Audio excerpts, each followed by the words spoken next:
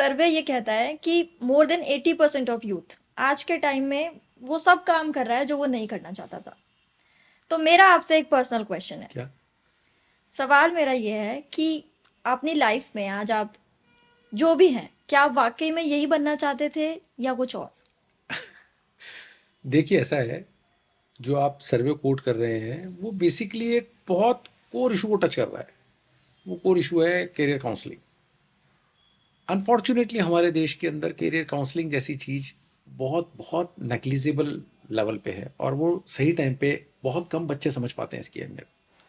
ऐसा नहीं है कि आप कभी भी कहीं से भी शुरुआत कर लो, ऐसा नहीं होता है। हमारे को अगर सही समय पे सही डायरेक्शन मिले, किसी आदमी के अंदर क्या पोटेंशियल है उसको सही टाइम पे एक्सप्लोर किया जाए, तो वंडर्स हो सकते हैं।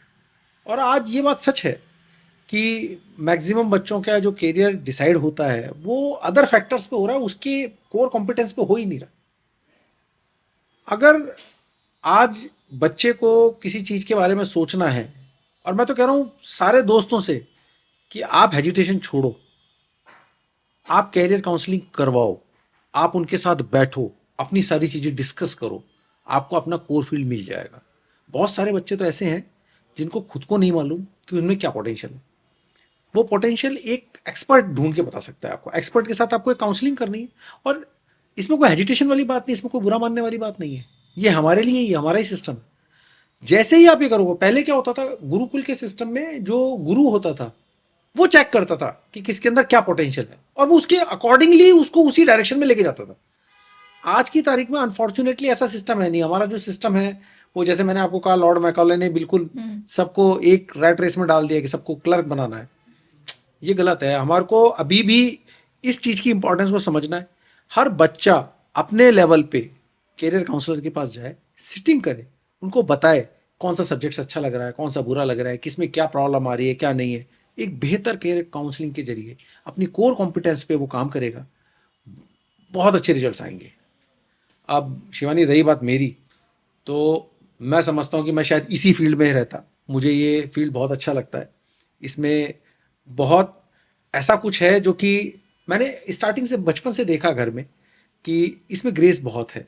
हम वास्तव में किसी के लिए हेल्पफुल होते हैं, तो वो मुझे फैसिनेट करता था, इसलिए मैं इस फील्ड में आया। और मैं यही चाहता हूँ मेरे सारे साथियों से भी कि भाई, एक बार जो आप चाहते हो वो हो जाए। अभी तक दुनिया ने जो चाहा वो किया आपने, अब की बार वो कर लो जो आप खुद करना चाहते हो, क्योंकि लाइफ बहुत प्रीशियस और एक ही बार मिलती है। There is no second chance. और अभी भी अगर मान लो आप स्कूल में हैं, कॉलेज में हैं, बहुत सारे सेंटर्स हैं, आप जाइए, वो आपकी मदद करने के लिए हैं। बैठिए उनके साथ, पूरी प्रॉपर काउंसलिंग होती है, पूरी प्रॉपर काउंसलिंग, जिसमें एक एक चीज को बिल्कुल चीर फाड़ करके वो देख के और आपको बता देंगे कि यार, जिस चीज से तू डर रहा है ना, ये फील्ड तेरे लिए है ही नहीं, तो तू इसकी जगह इस फील्ड में चला जा। और सब में है अपॉर्चुनिटी, जैसा अभी अपन ने डिस्कस किया, सब फील्ड्स में अपॉर्चुनिटीज है। तो मुझे लगता है कि ये एक बहुत बिल्कुल टची क्वेश्चन है, और ये आज के समय की रिक्वायरमेंट है। हमारे को इसके जरिए सक्सेस मिल सकती है, नो डाउट। बहुत अच्छा क्वेश्चन है आपका। सर, देश की आज़ादी से लेकर आज तक हमारी लिटरेसी रेट लगातार बढ़ी है, लेकिन फिर भी कई कंपनीज कहती हैं कि भारत का 30% यूथ अब भी अनएम्प्लॉयबल है। ऐसा क्यों?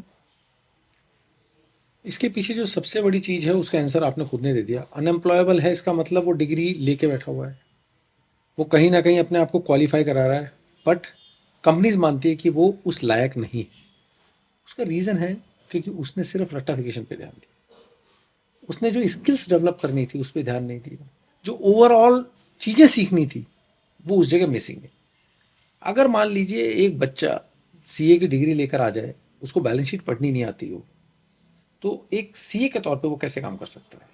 एक बच्चा जो किसी भी रीज़न से डॉक्टर बन गया, डॉक्टर बनने के बाद कोई भी आदमी उसके पास अगर ओपन हार्ट सर्जरी करवाने जा रहा है, कोई सर्जरी करवाने जा रहा है या ट्रीटमेंट लेने जा रहा है, तो क्या चीज़ देखेगा कि क्या ये मेरा इलाज करने के लायक है?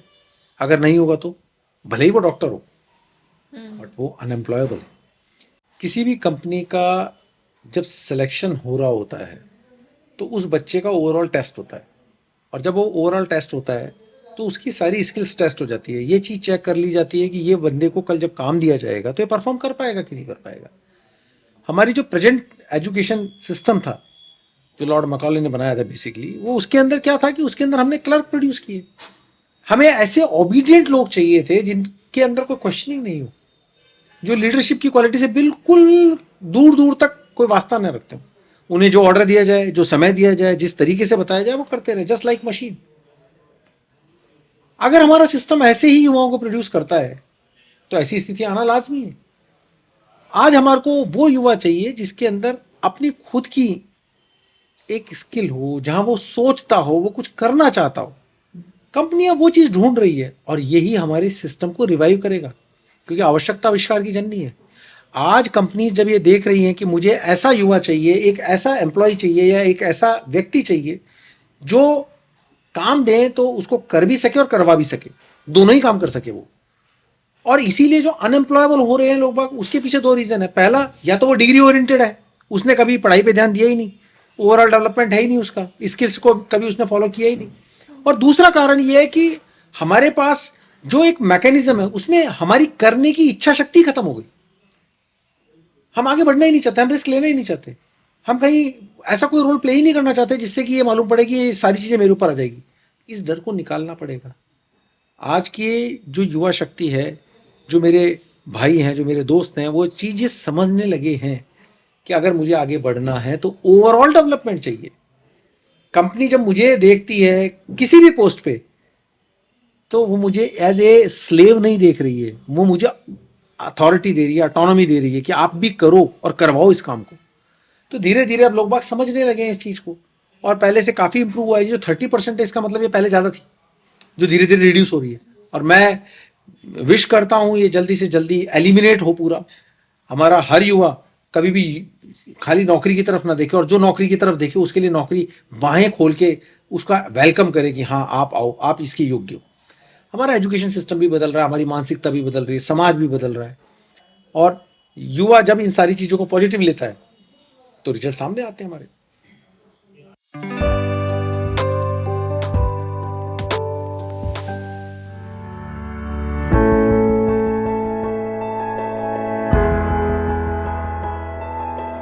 IEES दे रहा है आपको 5 लाख तक की स्कॉलरशिप अपने मनचाहे कोर्स के लिए।